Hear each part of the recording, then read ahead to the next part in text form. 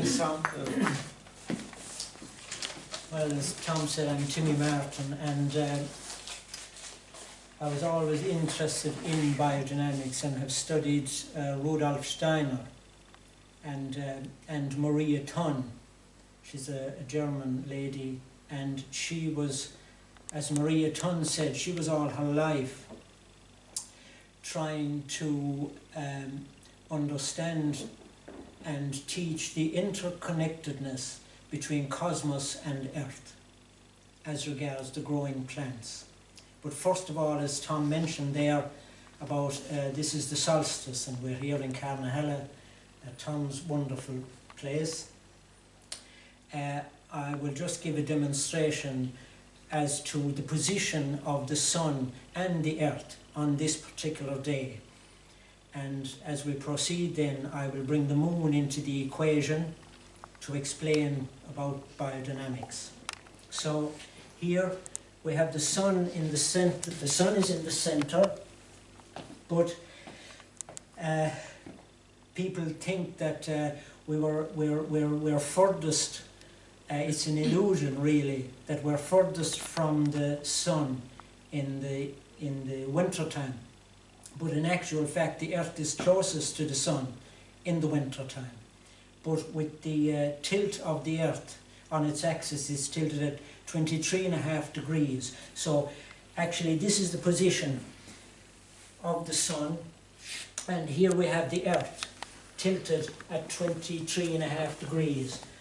So when I stand here and imagine now that I am on the globe, on the earth, and when I look towards the sun, in the background we have the Archer, the constellation of the Archer.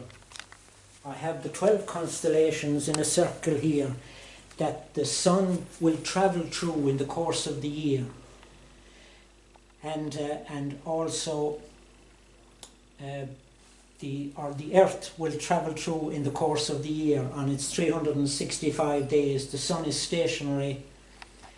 So it is now the 21st of December, the shortest day, and we have three factors militating, shall I say, in as regards the earth. Number one, the earth will orbit the sun in the course of the year. Number one. Number two, we have day and night as our earth rotates. But then the third factor, which people are not familiar with, there is a third factor, and I will just describe. It's difficult to describe it with the globe, but just for a moment, I will describe it thus. And we'll just imagine that this is the earth, just for a moment, and of course it orbits the sun, and then we get day and night with this rotation.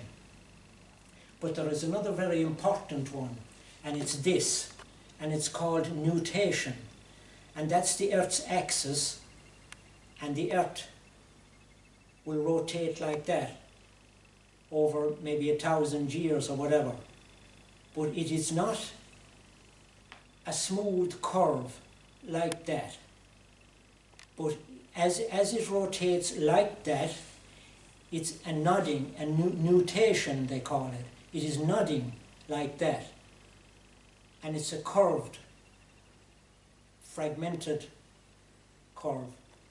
It's nodding like that because of there is torque from the moon and torque. There is pull from the sun and pull from the moon.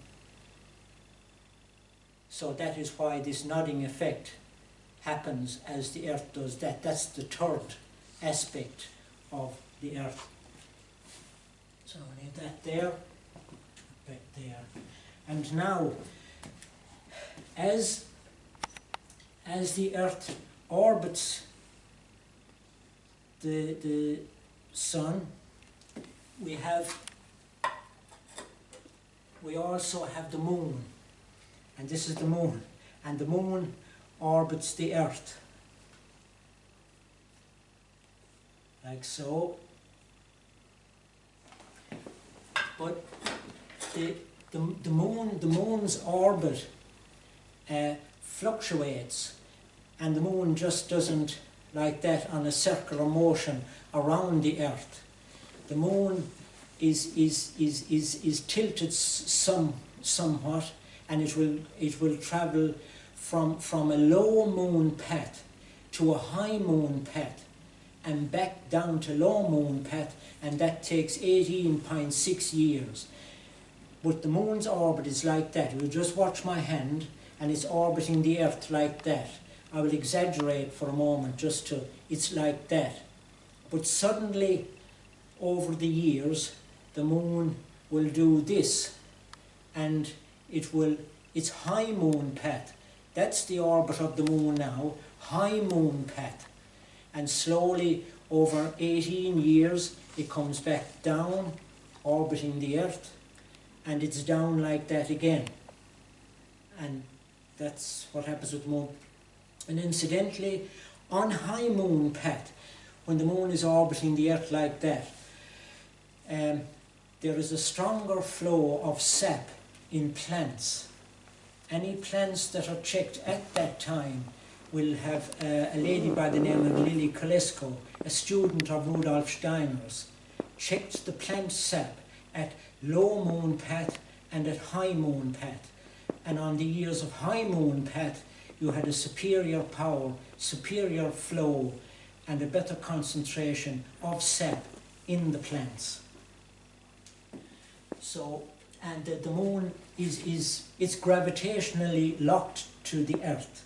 So that is why it shows the same face all the time, because one rotation of the moon coincides with one rotation on its own axis, coincides with one orbit of the earth. So it shows us the same face. So we leave the moon for a moment. And now the sun today, I have a chart here, and it will tell me it's a rotating star chart, and that is the archer there at the moment where the sun is, and they are all the constellations at the moment as we look south today here in Carnahalla. They are the constellations that are rising and setting. You have the arch, the scales are setting now at the moment. Scorpio, the archer which the sun is in, the goat, the waterman, the fishes, and the ram. Ram is rising, scales setting, and the archer here carrying the sun. That will give me the position of all the constellations every 10 minutes. So that's that. So now, as I said, the sun is in the archer, but suddenly, and today is actually standstill day for the sun. It's called standstill. It's as if the sun stands still. It will no longer go further down in the ecliptic, or on, it won't travel further down. It can only travel as far as the archer. From today, tomorrow it's back up again. But that happens because it will make its way now from the Archer, constellation of the Archer, back up into Capricorn. That's the one, the next one there. But that happens, the sun, but that happens because of when I move, the Earth's orbit now will take me, the Earth's orbit around the sun will take me to here, and that's the sun. And when I look now, I'm on the Earth, and I look at the sun. Don't ever look at the sun, by the way. You know, and never look directly at the sun. But when I look basically through the sun to the background constellation, the sun now has, in effect, because of the movement of the Earth, come up into Capricorn, which is a little higher constellation than the Archer. So now the Sun, in effect, has come up, it's rising. And when I move on again, and now we look from the Earth through the Sun, we are up into the Waterman. And further on then, I move on to here, the Earth, and now the Sun is rising all the time, coming up into those constellations. Now, as I bring my Earth, as the Earth moves around here, look in the direction, shall I say, in the direction of the Sun, and now we are at the spring equinox, and the Sun is in the fishes, Pisces. So we carry on then, and now I am here, Sun, look in the direction, and you're into the Ram. And further on then, and we look through the Sun, and we move our little sun a bit, we are into Taurus, the bull. And now I move on again, and now the Earth is here, and we are into Gemini. And now we are furthest from the Sun, even though it is summertime, furthest from the Sun. But the northern hemisphere is tilted towards the Sun, just like a person, and we're tilted that way towards the Sun. The Sun is shining down on top of our heads, so that's why we get the heat in the sun, but we are actually further from the Sun. And I move on then again, Capricorn, the Waterman, the fishes, summer, yes, and now we are, when I come up here and we look through here, the Sun is in Virgo. When I bring the Earth round in Virgo, when we look in the direction of the Sun, it's getting cooler now. Now we're back to autumn. That was spring, that was summer, now we're autumn. The Earth is tilted away, autumn, and we travel on again, autumn, getting closer to winter now, and we're back to winter again. And when we look from the Earth through the Sun is now in the Archer, and we are here, and our northern hemisphere is tilted away from the Sun. And if you ever notice the rays of the Sun, of course, we'll just move that slightly there because we're nearer the Sun in the winter time. The rays of the Sun are always slanted. Just out in your field or home or wherever you walk around, you will always notice that's because of the tilt here, and we're closer to the Sun.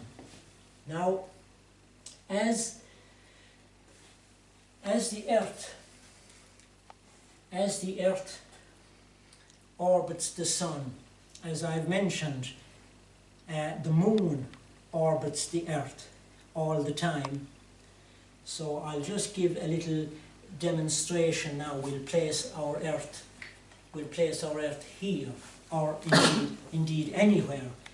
On those little charts on the floor, the 12 constellations, 3 of those are designated to leaf. I'm just going off on the tangent now of biodynamics and the connection between the cosmos and the planet and the Earth. And you see, the Moon works, as we all know, through the liquid system of plants. We're familiar with the working of the tides, the ebb and flow of the tides and being pulled by the Moon. But there is also within the plant, and I call it a mini tide, which is the sap of the plant, and the Moon works through the liquid system of the plant. So if and there are, as I've said, there are three little cards designated to the leaf crop. Let's say cabbage, for instance.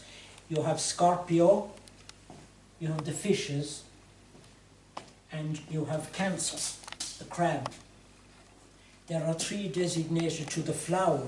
When the moon is in those positions, three designated to the flower: Scales, Waterman, and Gemini. And there are three allocated to fruit, anything to do with planting fruit or fruit trees. You have the Archer, you have the Ram, and you have Leo. Where's Leo? Oh, I have Leo covered. And you have Leo.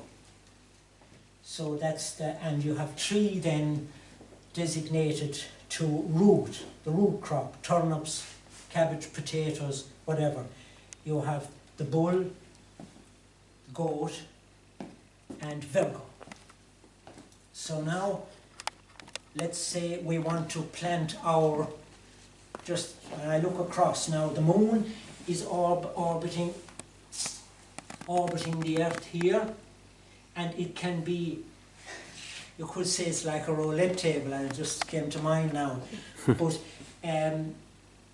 orbiting the earth, but it can, I have calendars that will tell me which constellation the moon is in. So for instance now, as I rotate the moon here, I will stop here just to explain my point. Now at this point, I leave it there, and if you look from the earth to there, the moon is now in the constellation of the goat, Capricorn. Yeah, what the stimuli and energy coming from the moon now is favourable for the planting of the root crop, because Capricorn pertains to root. That's the influence, the stimuli that's coming, the energy from the moon. The moon is actually acting as a lens or a mirror to transmit the power of the stars that are in Capricorn to the earth. So we take our seed, our potato seed or our turnip seed or whatever, and we plant it on that day, on the day of Capricorn, and we have to make sure that it is better. Capricorn is a large constellation, so we will have plenty time. But it is best to let the moon travel ingress Capricorn maybe for about a half a day or a day, and then we can plant our seed. The reason being that we have to make sure that when chaos always takes place in a seed, from the minute you drop the seed in the ground, from 24 to 48 hours, the chaos will take place in the seed, and it will pick up the frequency that's in the earth at that time, which happens on that day to be from Capricorn. But as I explained to somebody earlier on, people might be going on holidays or whatever, just to explain my point, and the moon is in the Archer, and it's nearly out. I'll explain my point. Now it's in the Archer, but it travels here and it's just about there. So then if the person say, well, I'm going away, I won't be at home, but I'll put my seed in now, and the moon will travel into Capricorn and I will have my seed in the ground. But while the moon is in that position, it's still in the Archer.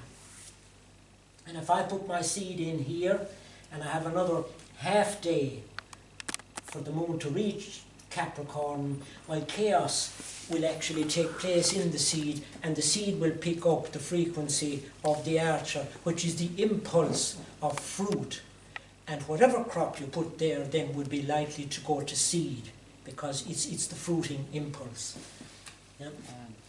And then, let's say we do everything now correctly and we put our turnip seed down in Capricorn, and we have the right impulse, the right day, everything is correct.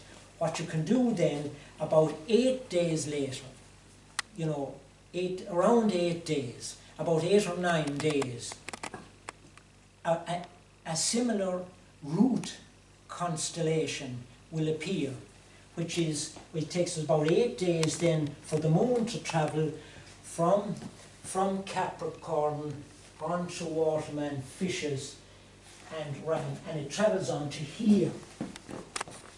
Now, what do we do on this day? We have a root day again. We have a root day, so we go out and we can hoe around our plants. So there is no need to dig deep. Well, after you can just till the top 2 inches of the soil around the plant. It will take in the same cosmic impulse, and you will reawaken the initial impulse of sowing, which was sown on a root day. And every 8 days you can do that. You can watch how the crop progresses, you know, and we get back on another 8 days, then we will be at Virgo, and we could hoe around our crop. So that's the situation with the constellations. But you have to be, there are charts and calendars there that's the one there that I use. It's called Stella Natura. And in actual fact, you know, there are negative impulses as well as positive. And today is, as I said, the 21st, and it actually happens to be a root day. But yesterday was a blank day, and this morning was blank. No planting could be, well, it's winter time now, yeah. You could plant this morning or yesterday. It's a blank day because one of the other planets in the solar system, they all have their orbits as well, and the planet Mercury just happened to be, it's outside there, but it happened to be coming in here, crossing the ecliptic, as they call it. The ecliptic is the belt or cog that all the planets and stars and moon all run on. So Mercury happened to be coming in here, crossing on its ascending node. It was ascending in the ecliptic. And when it crosses like that, it's okay when it's in here or out there. But when it crosses here, and that's also relates to the moon. There's a node and a very negative point, and when it crosses there, that lasts maybe for a day. The influence of the planets crossing at a particular point, and that's a negative aspect. And people also, when the moon is closest to the earth, it's called perigee, and when the moon is furthest from the earth is apogee. And when the moon is closest to the earth, if you sow your seed, a winter mood is evoked. There is a winter mood because the moon is too close to the earth, and the people afterwards say, my seed didn't come up. Well, they blame the wholesaler. Then they say, well, bad seed. But no, it's too close to the earth. And likewise, when the moon is furthest from the earth, you have its apogee. And in actual fact, when it's furthest from the earth, a summer mood will be reigning, you know, and your seeds then could be pulled and shoot and bolt like your onions or whatever, because plant at that particular time. But as I was speaking to one of the ladies there earlier on,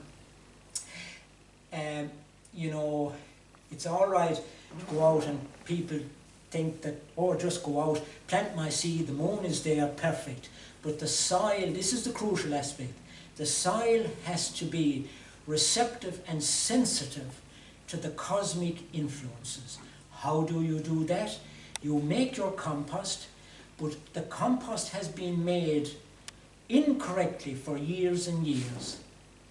you make compost. The operative word, make. You don't just go out and throw a heap of, which I often did, but your lawn mowings, your straw, your leaves, everything has to have 10% clay. That's the crucial thing, 10% clay.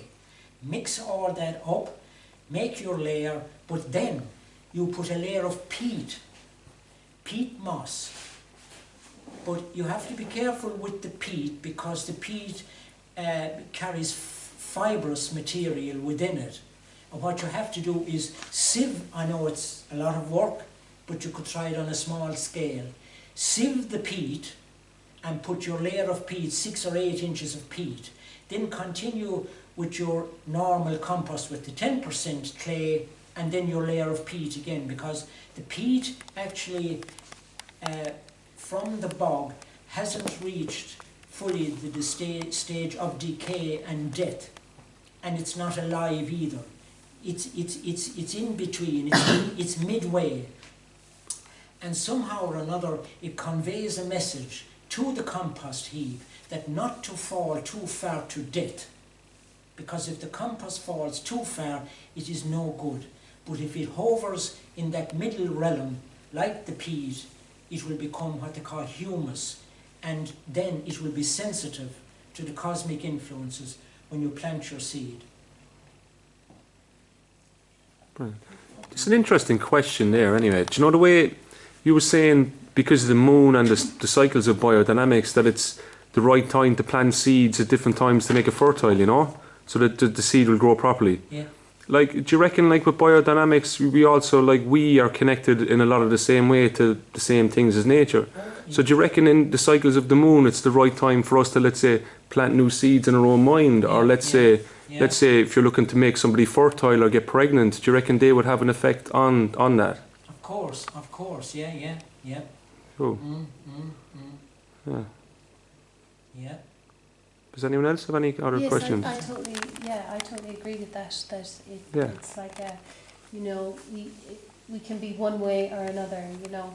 So to have a fertile, to be receptive, I suppose, to be receptive to the influences of the cosmos is to be fertile in our.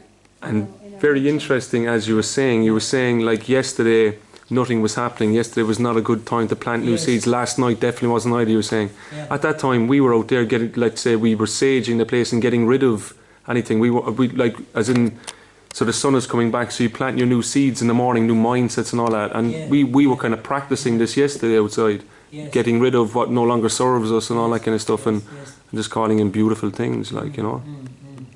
Yeah. Yes. I've got one question as well. You were talking earlier about the chromatography analysis of leaves at different points of the moon. Could you tell us more about that?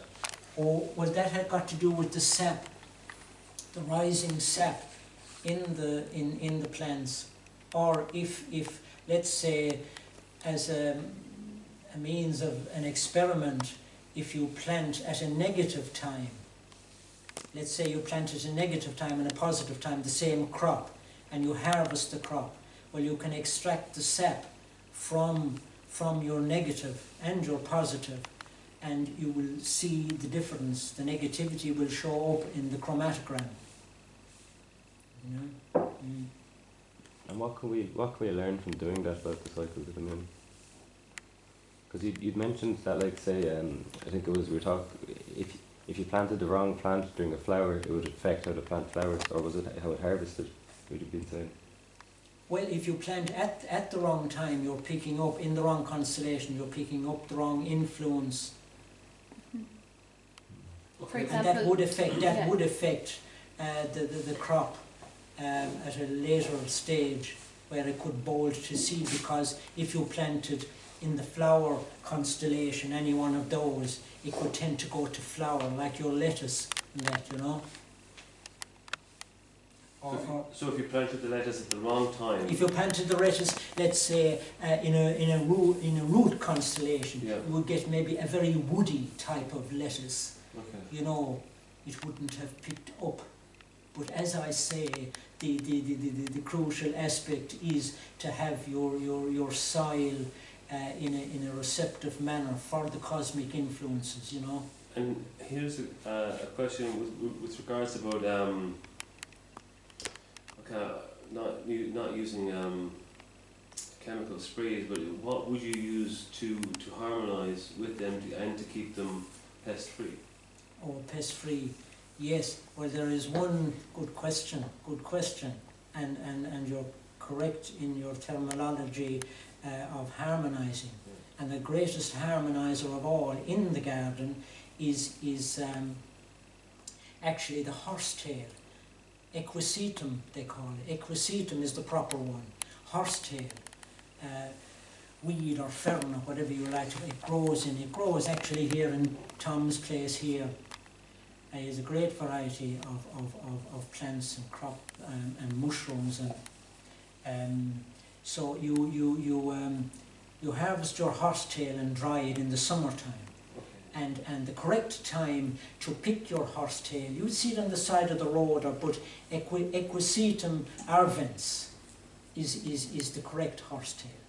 And the correct time is the end of August, when the silica content is highest in the horsetail. You boil the horsetail about I will say a handful when it's dry, and that in about a gallon of water, and you can dilute that then afterwards, maybe 2 to 1 of that, you know. But but when you boil the horsetail, it takes a long time to boil, about an hour, to extract the juice from the horsetail. And then you leave it for maybe, it all depends on the time of the year, but leave it for maybe 10 or 14 days until you see little white fungus coming on top of the liquid. And then that is called the fermented version of horsetail.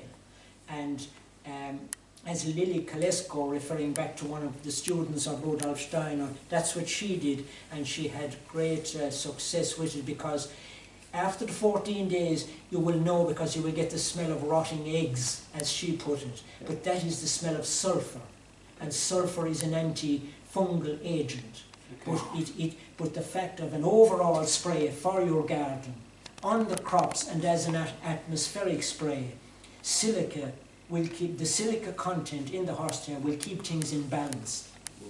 And as regards pests and disease, I'll get back to that at a later stage, but just a little snippet. You know, people, they go out and, oh, caterpillars on my cabbage, they get the spray and that's it, caterpillars gone. They go out the next day, they're there again, or the next week, they're there again. But the caterpillar and all insects in the garden are messengers, they're a symptom. So when you spray the caterpillar or the slug or the green fly, that's the symptom. But you're not treating the underlying cause. There is an imbalance in the garden. The imbalance has to be rectified.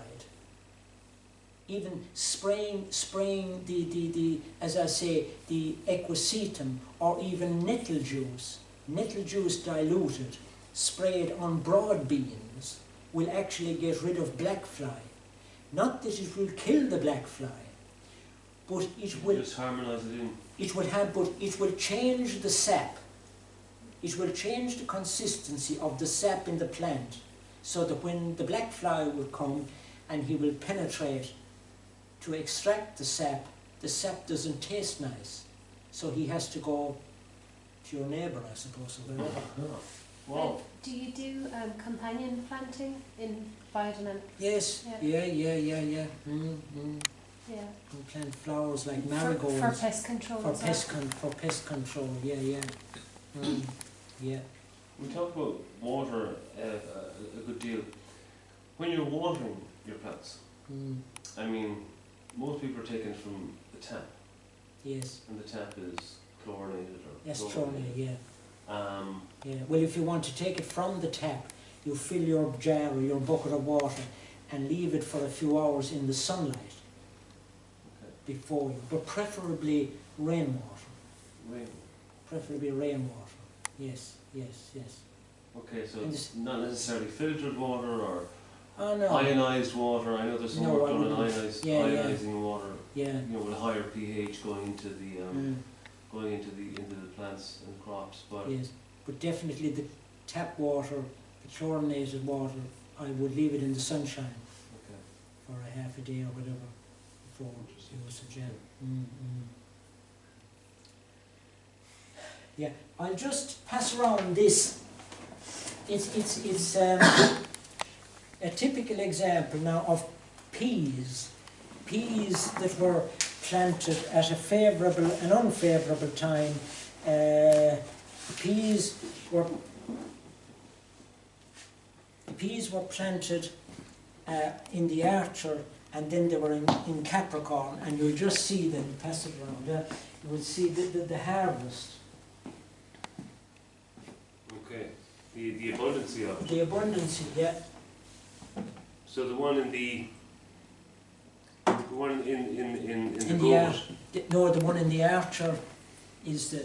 is the abundance. The Archer is the abundance because it's peas, and the Archer pertains to the fruit. fruit, the seed, yeah. So when they were planted later in the goat. When they were planted later in the goat, you see the their difference in harvest. Yeah, of course. Yeah.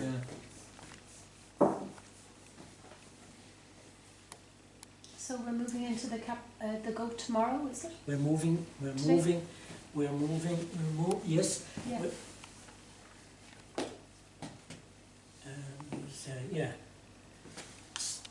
Now, we'll be moving in now, we're here, day and night, whatever, and the sun will slightly rise now, coming up into the goat tomorrow. So we're coming into time of planting root vegetables, is that right? Yes, but it's very early in the year, of Yeah. course, you know. You'd have to wait now until we're up past. On the other side of the world, this would apply This would apply, because correct. in Australia Yeah. or whatever. Yeah. Well done. Yeah. That's right, yeah. Yeah. Well done, Yeah. yeah. Mm. And peas, are they fruit or?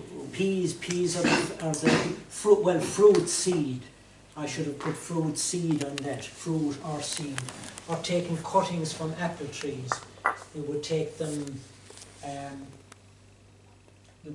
in any of the Archer, Leo or Leo, you know.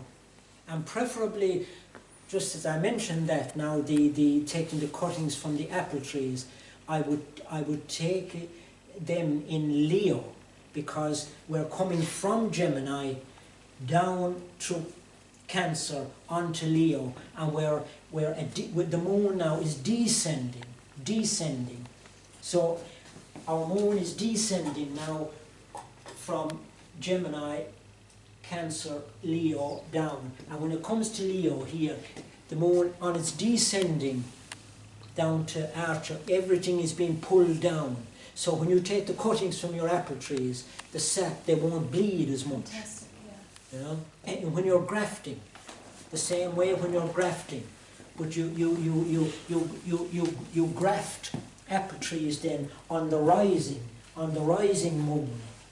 When it's gone down there, the sap is gone. But now the sap begins to rise because the moon is pulling it up, and I would graft in areas, the ram, it's fruit, and the sap is rising, so it'll take to the cyan wood, you know.